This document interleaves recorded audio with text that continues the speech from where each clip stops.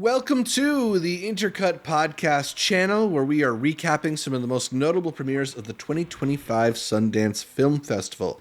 I am your co-host, Zachary Shevich, joined by my co-host, Arturo Zurita, and in the baby blue barn, it's Amanda the Jedi. We are talking about the film Rebuilding. Rebuilding is about a rancher looking to start over after a wildfire takes his family's farm. The film stars Josh O'Connor, Lily LaTorre, Meghann Fahy, Reis, and Amy Madigan, and it comes from filmmaker Max Walker-Silverman, his second feature following A Love Song, which was part of the 2022 Sundance Film Festival. Arturo, what did you make of Rebuilding? Going into it, A Love Song came out when we were at the Harry Potter house, and we all missed it because it was like jam-packed with stuff. Yeah. Later on, they reached out to us. They gave us a link, and I was like, yo, y'all messed up. This is fantastic. The problem with it is that it rolled out into Showtime, as it was being like defunct into Paramount, and you couldn't really watch it through Paramount. It's a beautiful movie that got lost, but I think it's on Hulu now. Definitely worth watching, because he keeps that same peaceful energy where the setting itself is a character just as much as all the individuals who are trying to survive and live life there. Probably the best intro speech we've ever heard at Sundance. He came out and said, this is like bigger than me. This is the people that came before me and the dreams that they could, like, I'm not even going to butcher it. I want to upload it. It was just someone wearing the movie on their sleeve. Oh, nice. And you have Josh O'Connor and the whole cast coming into it, and it felt like they put it all for this movie. Yeah, absolutely. He started the film off with like this incredibly tender speech where he was on the verge of tears, and then I was on the verge of tears for basically the duration of his movie.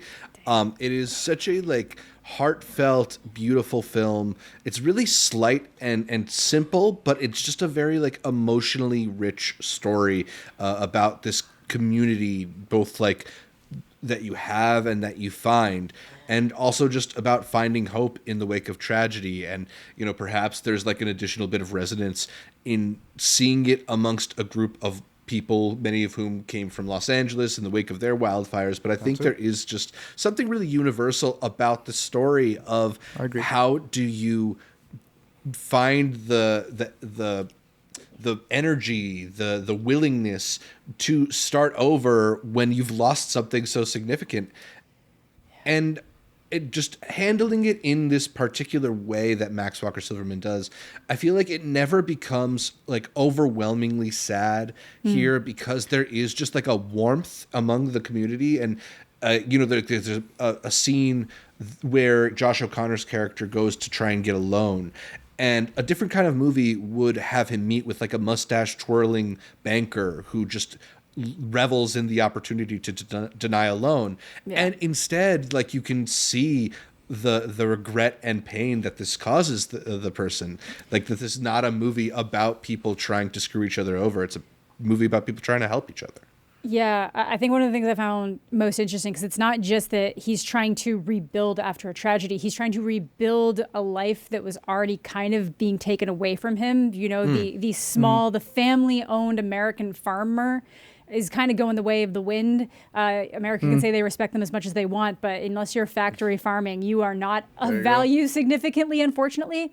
So not shout only out is Seeds. Great call. That's another movie that came out. Yeah. So they had a through line. Yeah, it's just one of those things that, you know, you're so desperate to get back to this only way of living you've ever known. So this is one of the other of the Americana trilogies I would kind of consider here, of these like changing world. You have Train Dreams and you get to Rebuilding, and it's kind of this realization that he's really just trying to get back to that same life, and then kind of eventually hopefully realizes like there's many ways to have a life, there's many ways to be fulfilled, there's many ways to uphold a legacy, to rebuild, exactly, to rebuild that legacy and make something new for yourself, and not just kind of do what you've always known. So it is very moving and slight. Another good trend is the child actors of this festival, at least the ones I saw. Fantastic. Lily LaTorre. Yeah, she had made her own dress and everything. So good. Lily LaTorre, correct. She's so good, and I was like the dynamic of like these, you know, daughters that don't get to see their dads that much, or just kids that don't get to see their dads that much. Then I'm looking up to them a lot more than they maybe should, and him kind of having to like reckon with like he doesn't even feel needed by her, even though she's like 5, but it's because she's trying so hard, not 5, but like she's trying so hard to be as strong as she sees him, even though he feels like he's like on the brink of like everything's falling apart. So yeah, it's really beautiful. Shout out to Lily, previously a princess at Sundance with Run Rabbit Run. Wow. Big upgrade for you. Yeah, That said, shout out all of the kid actors this year. I'm gonna have to go with Omaha, just for the record. If we're talking about the stuff, I agree. That girl from Omaha was great. She but, was so good. I'd have her as a runner-up. She gave the better speech at the end, from what I saw. That's fair. Because she also had remnants of it where she was talking about that for her going into it was this idea that she shares so many memories with her grandmother, and she knows that one day those things will be gone.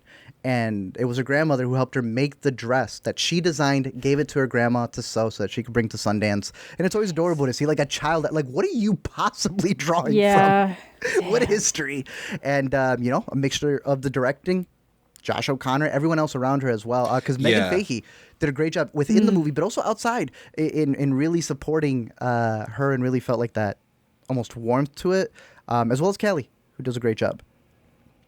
Yeah, I do want to circle back just specifically to Josh O'Connor, who was really great here in kind of a quiet but powerful role, definitely more in the mold of his acting in La Chimera than it was his acting in Challengers, where he's, charming his way through the movie. This one, he holds the screen with a really contemplative look behind his low-hanging cowboy hat. And, he's almost bashfully avoiding people's eyes and stuff. There was no rain dripping, but they might as well have had a little bit coming out right there. Oh, South by's gonna be crazy. We're gonna have those Josh O'Connor fits. You look cool. He looks so cool. Yeah, there's just a real gentleness to the way that he carried himself, though, in this. Even though he is this kind of weary guy, he still has this warmth to him here that I found really, really sweet and powerful. I know people are hungry to get him an Oscar nomination after he got overlooked for Challengers. I don't think it's going to be for a movie as quiet as this one, but I do really, really like him here. You wouldn't be upset, right? If he's not and it's probably something that's a little bit more of the indie spirit speed, if anything. Yeah. He was in Lee? Yeah. I haven't seen it yet. I mean, either. Yeah, he is, I believe, the husband that she leaves to go into the war. He's very good in that part. Too. Okay. Well, that's the thing, right? Has he ever had a bad role? My man is... I don't think so. We're at the point where we root for him as one of our guys. And he's our guy. That was one of the big things to see in this movie as well, to see how he could carry something just as quiet. And for the O'Connor heads, I think that's exactly what they're looking for. They just want silhouettes of the man. Yeah. Yeah. I hope this movie doesn't get overlooked because it's not a splashy movie in any way, and I don't know exactly how you sell this one other just than on its quality. It might get easier because it's dealing with such one of the aspects is how little resources FEMA has, how worse it's going to get as things kind of continue on. The timing right now. It is timely in an unfortunate way. Yeah. In an unfortunate way. So I think it's at least going to be easy to market, sadly. Yeah. Because of how relevant it's going to feel. But, totally. No, that is part of it, too, when it comes to a rollout. So no one's picked this up, though, right? That's the Not yet. problem. I feel like there's only been 5 movies picked up. It's so ridiculous, though. But you would think the ones with the big names would have had something. Yeah. But and maybe it is we'll see. quiet things behind the scene that there's still debates going on, or it could be a play of a lot of these movies haven't been picked up elsewhere, but when Together got picked up, also got announced for South by. So maybe it's a play of as soon as they announce what other showings they'll have at festivals, they'll also be look who picked it up. So even more reason to go see it. But a little bit of a different year with the pickups, but I'm confident someone will get this and we'll see it.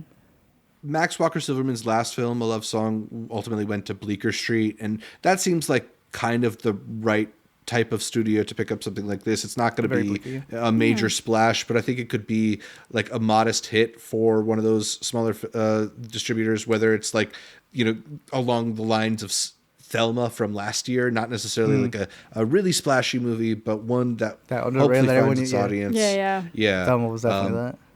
Yeah, so hopefully this one ends up with a distributor not too long from now, because I think we all really appreciated this one. I'm Zach Shevich.